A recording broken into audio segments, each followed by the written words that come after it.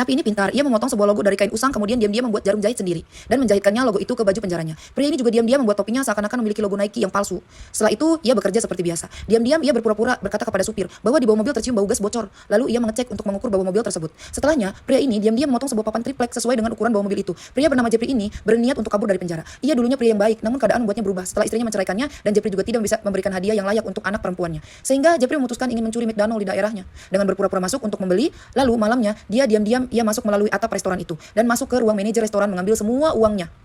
Namun, ketika pagi, para karyawan datang memergokinya. Jeffrey meminta mereka menggunakan jaket dan menyuruh mereka masuk ke ruang pendingin untuk disekap. Kejadian itu diberitakan di seluruh negeri dan salah satu sepupu Jeffrey terlihat curiga kepadanya. Akhirnya, untuk pertama kali Jeffrey bisa memberikan hadiah yang layak untuk anak perempuannya. Namun, tiba-tiba polisi datang ke rumahnya mencari dirinya. Tanpa basa-basi, Jeffrey segera kabur dari incaran para polisi itu.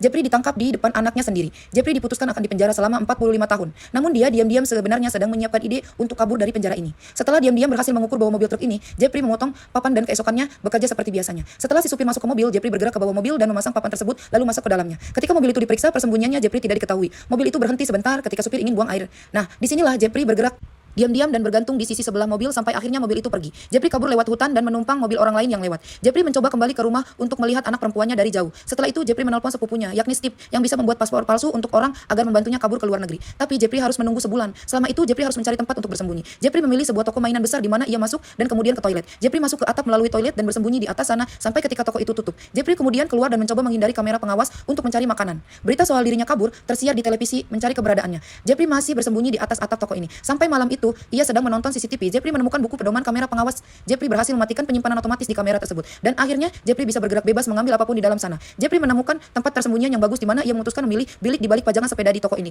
Jeffrey yakin tempat ini terbaik untuk bersembunyi. Setiap malam Jeffrey mengambil barang-barang di toko untuk ia pakai. Jeffrey mandi juga di toko ini. Ia juga tidak mau meninggalkan jejak sedikit pun dan menguasai toko ini sendirian. Sampai akhirnya Jeffrey melihat kamera pengawas untuk bayi.